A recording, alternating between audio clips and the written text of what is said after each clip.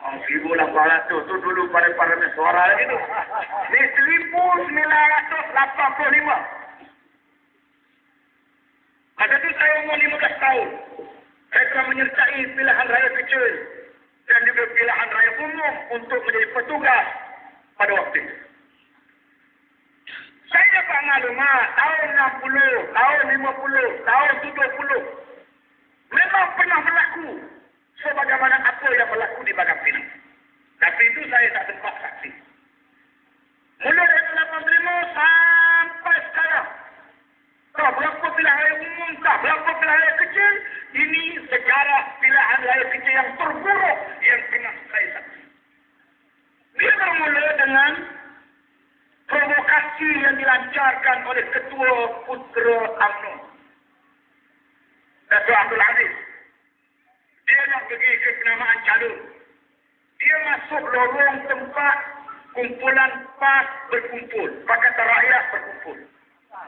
Itu pun dah memang saya penyakit lah. Pihak SPR, pihak keselamatan dah bagi dua kawasan.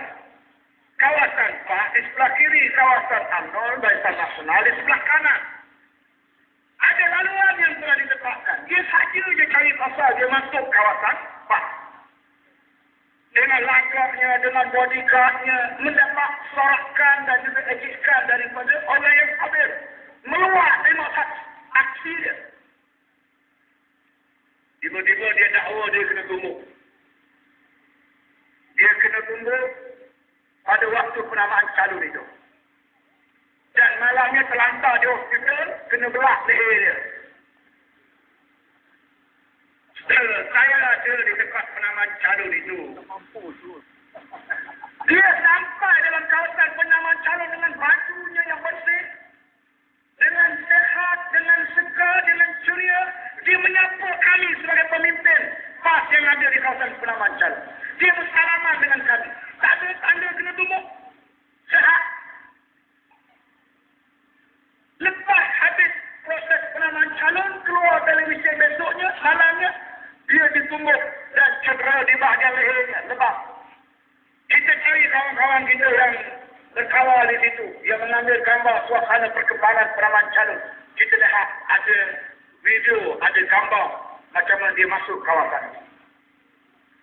Ada rupa-rupanya kawan kita ni. Dia tepuk belakang Dato' Abdul Aziz di bahagian leher. Dia tepuk. Wah, dia tepuk. Malam tu masuk hospital. Punya lembek Ketua Putera UMNO kena tepuk masuk hospital. Kalau betul-betul kena tumbuk, saya nak mati seminggu.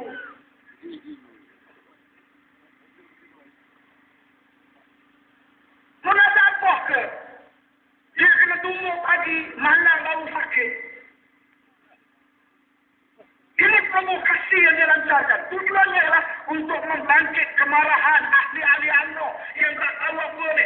Kononnya pemuda-pemuda PAS kanan. Pemuda-pemuda PAS memukul pemimpin mereka. Menimbulkan kemarahan di kalangan ahli-ahli UMNO. Ini provokasi yang pertama. Yang kedua, penolong setiausaha pergerakan pemuda UMNO Mekah Firdaus. Dia keluar kenyataan, dia kata kita akan hantar pemuda-pemuda yang telah dilatih ala komando selama 4,000 orang ke Bagan Pinang untuk bertindak jika sekiranya pihak polis gagal mengawal keadaan. Diguna perkataan jika polis gagal mengawal keadaan. Seolah-olah dia yang nak overall tugas-tugas polis. 4,000 pemuda yang dilatih ala komando. Ini kenyataan yang bersifat provokatif yang telah diucap oleh setiausaha penolong setiausaha pergerakan pemuda UMNO sehingga malam ini beliau tidak diambil sebarang tindakan dan sebarang kenyataan. Yang saya kira dalam ucapan inilah menimbulkan keresahan, mencetus pergaduhan, keganasan di kalangan anak-anak muda yang kita tak kenal pasti daripada mana datangnya kumpulan ini. Lengkap dengan besi di tangan, ada yang pegang pedang samurai, berbalut kain merah di pergelangan tangannya. Sebahagiannya memakai t-shirt barisan nasional. Mula-mula diserbu markas Dewan Pemuda PAS Pusat di UPU Bagan Pinang. Kebetulannya saya menempatkan 30 orang pemuda di bilik gerakan itu. Kerana pemuda-pemuda lain di seluruh negara kita telah arahkan turun ke Bagan Pinang melalui negeri masing-masing dan bertugas di UPU yang telah ditugaskan masing-masing. Lebih kurang 70% petugas-petugas pasti di seluruh UPU. Kita ada 8 UPU di Bagan Pinang. Lebih kurang 70% petugas itu adalah di kalangan pemuda yang datang daripada negeri-negeri. Jadi kita tidaklah kumpul semuanya di markas induk Dewan Pemuda. Kita hanya ambil 30 untuk kawal bilik gerakan. Malam itu mereka diserang dengan sekumpulan anak-anak muda yang berbau arak di mulutnya. Lebih daripada 100 orang. Membuat provokasi, menyerang, dan beberapa orang petugas kita cedera parah. Sebahagian yang telah kita report dan kita buat laporan polis pada mana itu.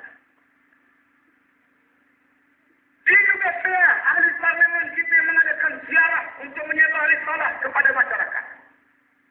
Dia buat provokasi di ceramah-ceramah Pak, di markas induk, di markas Dewan Ulama. Akhirnya mereka minta bantuan pemuda untuk kawal markas induk. Minta pemuda kawal bilik gerakan ulama. Minta pemuda kawal muslimah kita buat rayu pundi dari rumah ke rumah. Semuanya nak tenaga pemuda. Mereka telah menggunakan kekuatan yang saya anggap 4,000 tadi. Berdasarkan kepada kenyataan penolong setiausaha pergerakan pemuda. Saya suruh pemuda turun. Saya minta negeri-negeri beritahu pemuda-pemuda yang tak turun lagi turun segera bantu jentera. Saya dapat maklum balas daripada pemuda-pemuda. Sebahagiannya tak dapat datang kerana hari itu hari bekerja.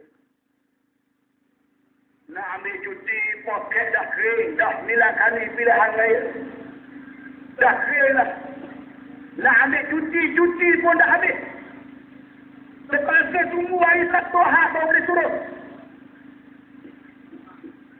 Akhirnya saya tidak ada pilihan lain. Saya kata di atas nama Allah, dengan nama Allah, demi Allah, saya bersumpah demi Allah, di atas nama jihad fi sabilillah, saya minta seluruh pemuda-pemuda turun ke Bagan Pinang mengawal keselamatan keadaan semakin kritikal kerana kita dekat. Sebut perkataan jihad tu barulah malam tu daripada